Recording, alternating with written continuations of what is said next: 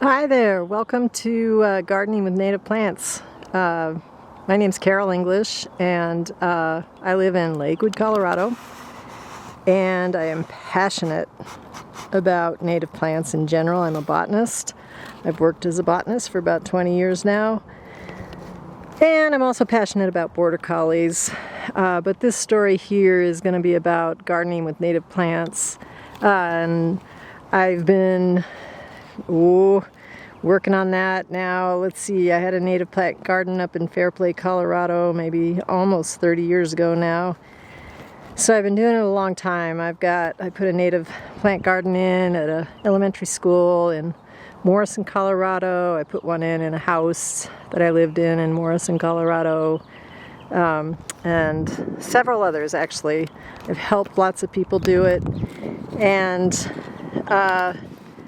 now I'm working on this area. I think this will probably be my final garden in life. So I bought this house about 2 years ago in Lakewood, Colorado, and it came with a half acre of land. Most of it is fescue, as you can see. This is a fescue lawn, and it wraps around the back. Dogs love it. And I have decided, I think I've put in maybe about a third of an acre that is beginning to be shortgrass prairie native plants. So I'm going to kind of tell you the beginning story of this journey. I've had a few people helping me, but mostly it's all been me. Some of the heavy work I've had some help with,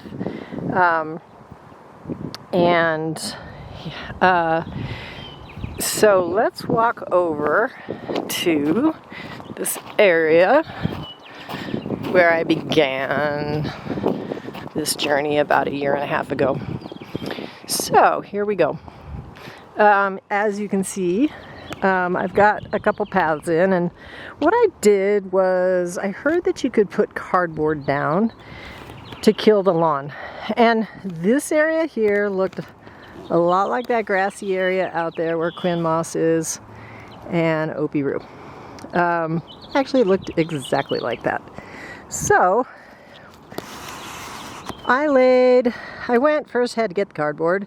So I went to recycling areas, and this was in late January, and there is a reason why it was in late January. I'll tell you that in a minute.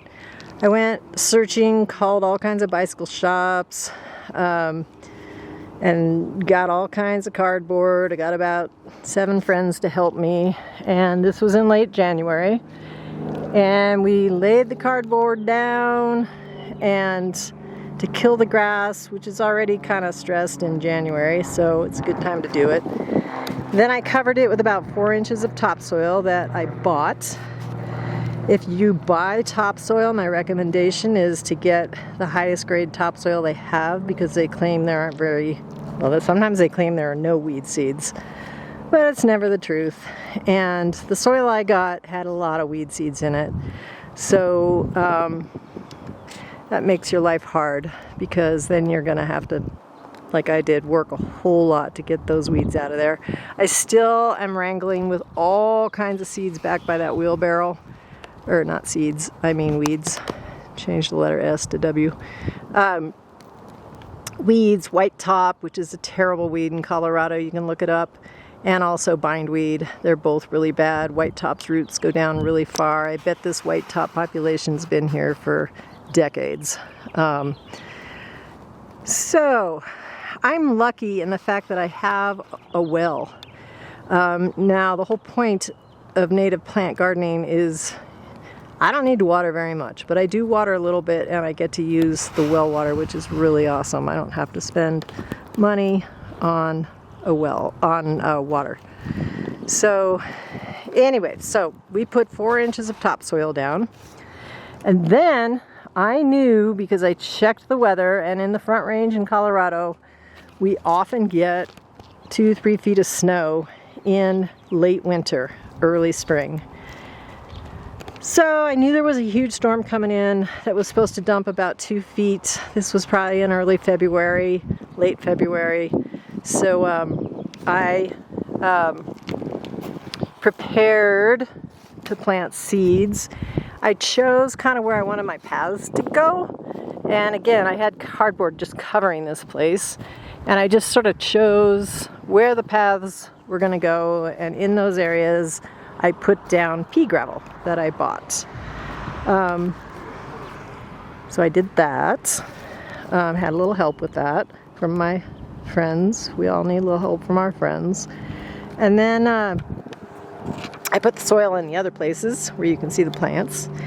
And I bought seeds from Western Native Seed, which you can look up online.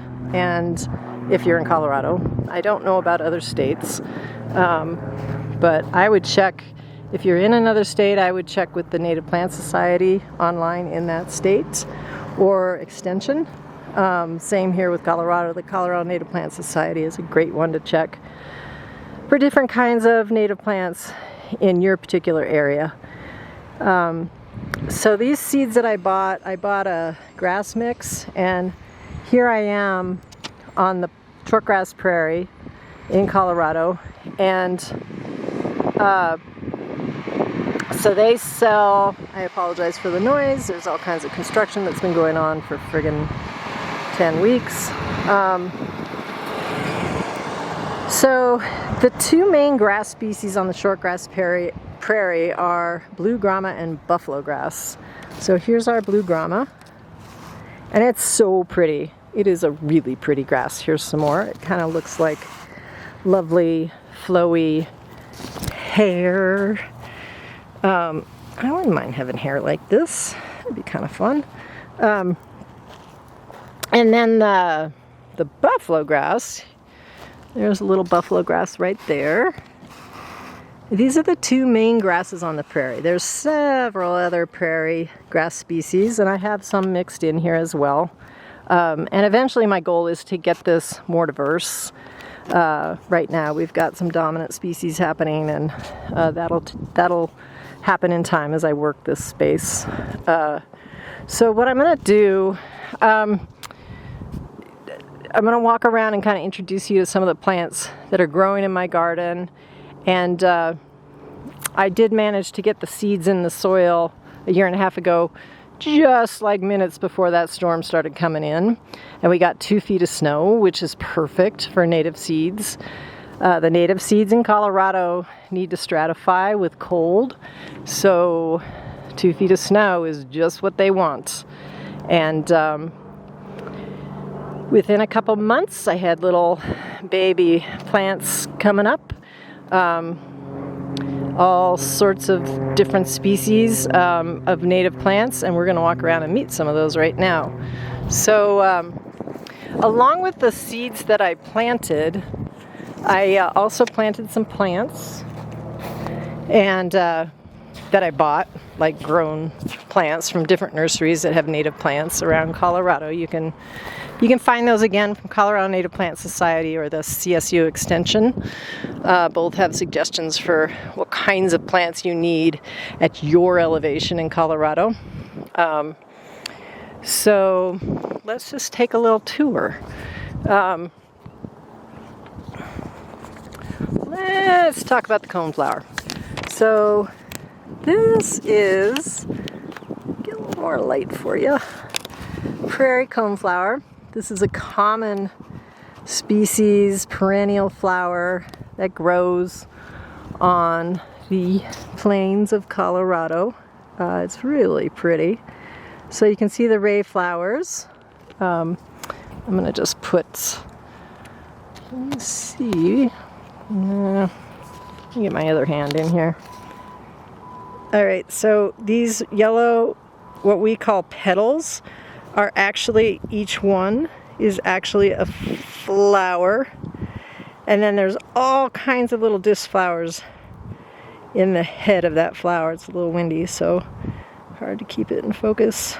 This is in the Asteraceae family, so that is a typical morphological form of that flower in that family.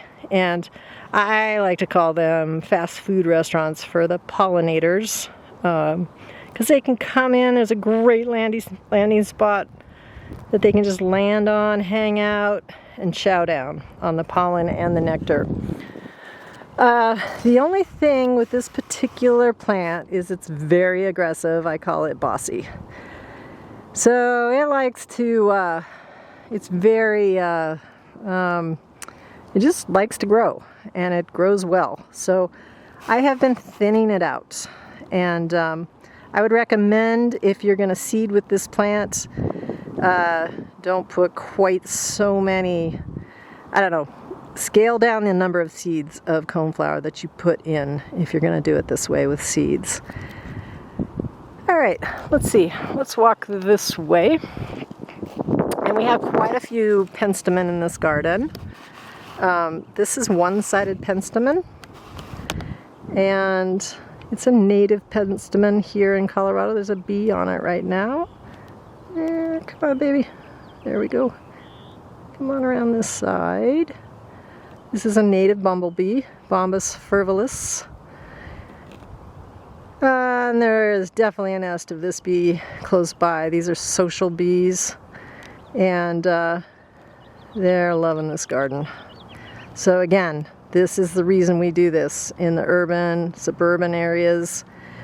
These places have been depleted. The habitat has been destroyed of prairie habitat, and these critters are really needing little pocket prairie gardens.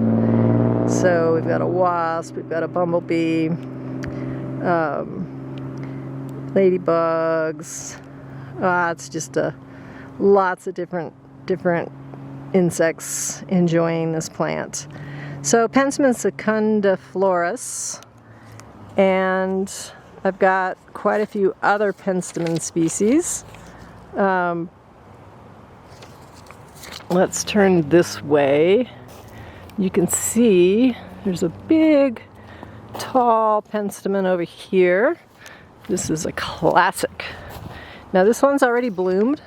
Oh, look at those fruit. Aren't they lovely? So this one's already been pollinated. It bloomed early. Penstemon grandiflorus. It's really tall. See that? Oh, and those leaves are lovely. Those are clasping leaves. Glaucous, meaning kind of chalky, sagey looking leaves. This is a classic penstemon, lovely, big, pink, beautiful flowers that grows on the eastern plains of Colorado. I wish I had some flowers on it that I could show you. Let's go in search of another penstemon. Ah, here's one. Let me focus for you. Oh, look at that. Isn't that pretty? So this is not a very common penstemon, but you can get it in some of the nurseries. It's Penstemon cobiae. I'm not sure I'm pronouncing that properly. Cobiae's beard tongue. Really pretty. You can see the stamen and the stigma and the fertile stamen in there, landing pad for the insects. It's another penstemon. Now that grows in the southeast plains of Colorado, and we'll walk this way to see another couple penstemon species. I'm walking across the garden.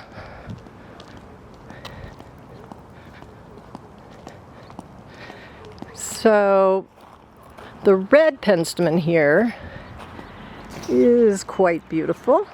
I'll get that in focus for you. Oh, it's lovely. So Penstemon barbatus, and I have a hummingbird feeder up.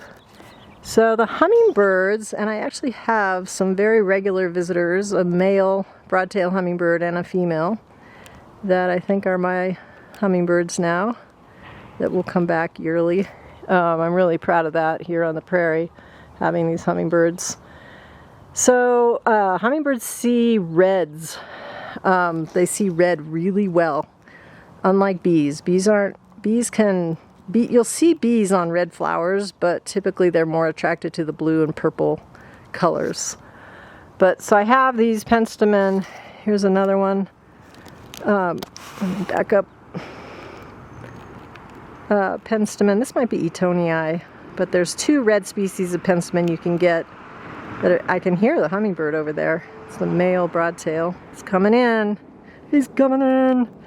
It'd be fun to get him on film here. So that's the Penstemon barbatus, the red penstemon. And then we've got Penstemon palmeri. We have a visitor. Oh yes. So this again is the Bombus fervidus. Worker bee. Gonna head back to the hive pretty soon with its scopa full of pollen. Probably making other little bees in there. And these are social bees. Most of Colorado's bees are solitary bees, but this is social, kind of like the non-native honeybees that are in Colorado as well. So those are, I've got some more penstemon over here. So penstemon is just a great, beautiful flower that you can add to your garden. So here we have a bee on the red flowers, which is quite cool. Hello. Hello. I think this is Bombus fervidus again. There's some black-belted bumblebees as well. And I have, oh yes, I do want to point this out. This is a penstemon species that I killed. So if you're not careful and you water too much, you will kill native plants because they do not like too much water. And that is our main purpose of getting these natives in the ground, because they don't need nearly the water that grass needs. Although a fescue lawn takes a little bit grass than the Kentucky bluegrass. I've got some baby penstemon over here. I want to talk about the milkweed next. Here's a young penstemon plant that should bloom probably next year. So I have a lot of milkweed. This house came with milkweed. Milkweed, Latin name is Asclepias, the genus. I have 4 species of Asclepias in my garden. And milkweed, this one in particular right here, is showy milkweed, Asclepias speciosus, and it grows all over Colorado, up into some pretty high elevations too. I've seen it at 7,000 to 8,000 feet. And here is a milkweed. This is swamp milkweed. And all of these milkweed plants, the monarch butterfly has to have in order to survive. They will not survive without it. These milkweeds have glycosides in their tissues that are poisonous, and the monarch butterfly lays its eggs on these leaves. And I mean, if I checked, I might find some butterfly eggs, monarch eggs. I haven't seen them on here yet, but when the larvae come out of the egg, they have several instars, and they grow and they eat and eat and eat, and they get the glycosides in their body, and they become poisonous. And when they metamorphose into butterflies, oh look, there's a border collie. When they metamorphose into butterflies, they still are poisonous. There are some birds that have adapted to that poison and don't die when they eat it, but for the most part, it's a protection from predators. So I have another milkweed over here. In Colorado, there's about 16 species of native milkweed, and this one's really pretty. This is horsetail milkweed, and it actually grows from seed really easily. It also spreads really easily. So let me show you something here.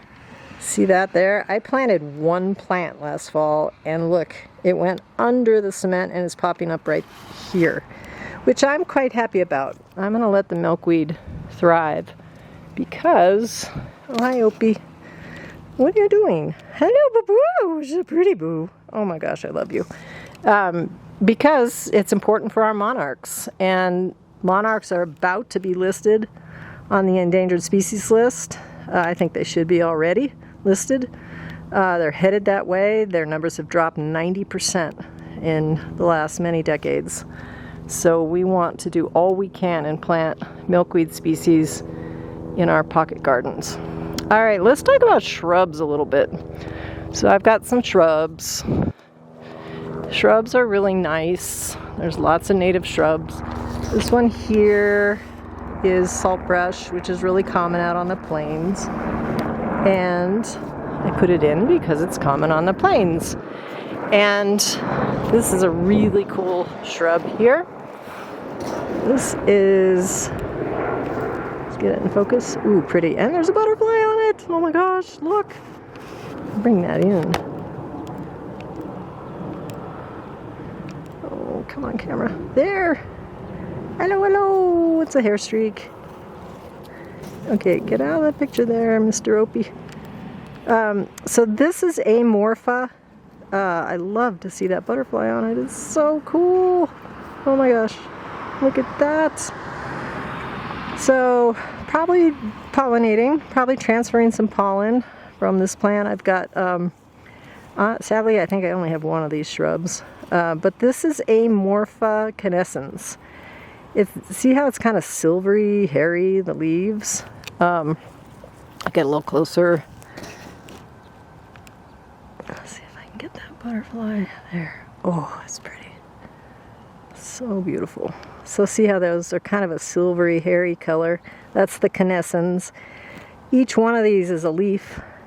And it's called a pinnate leaf because it's divided. There's a wasp, probably a pollen wasp. They also love the penstemon. Some wasps are good wasps. And so that's the lead plant, or Amorpha canescens, that you can get at lots of garden centers around Colorado, especially places like Harlequin Gardens, and I'm being followed by a border collie. So here's another shrub over here. Where to go, where to go? Here it is. So this one is Nana, Amorpha Nana. So another lead plant. It's already bloomed, and those are the fruits. Let's see if I can get a little closer. So those are the fruit. They look like little bugs, but they're not. It's a really cool little plant. It grows in southeastern Colorado. Really pretty earlier spring blooms. And I've got a Russ trilobata here, which is lemonade berry. Great plant. I think we might have gotten some cold weather and it didn't fruit. But it has great berries on it when it does fruit. And if you hike around Colorado, you'll see a lot of this. It's a great shrub for a native garden. Hey, Oopidoo, what you doing? Okay, let's head this way. I'm going to show you one more shrub and talk about this side of the garden over here. And then we'll probably wrap this up. So this is my new area over here. As you can see, there's some grass that I just seeded. This is buffalo grass and blue grama. It's starting to come in. And so these shrubs over here, I was just talking about the Amorpha, the lead plant over there. This is another Amorpha, or lead plant. This is a bigger one, and they do really well. Amorpha fruticosa, so F-R-U-I-T, fruticosa, that you can get at a lot of gardens or garden stores around Colorado. And so again, this area is kind of new. I seeded this, so it's just starting up. I've got to get the cardboard out of here, and there's an endless amount of work. But hopefully someday my intention is this whole side will be full of blue grama and buffalo grass and other prairie species. So we will walk this way.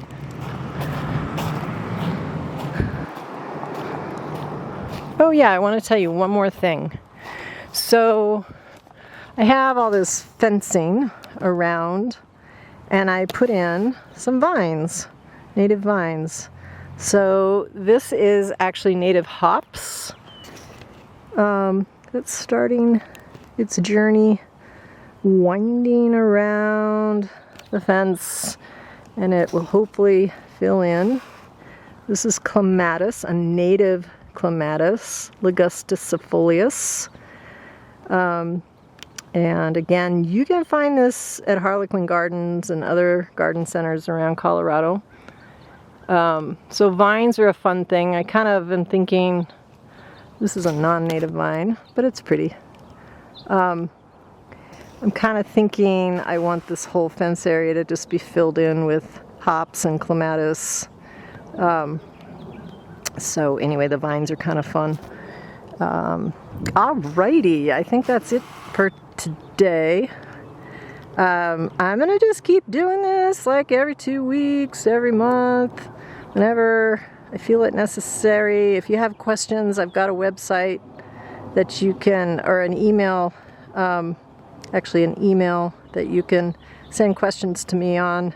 And hope you're doing great, and hope you're getting started on a native pocket garden in your area.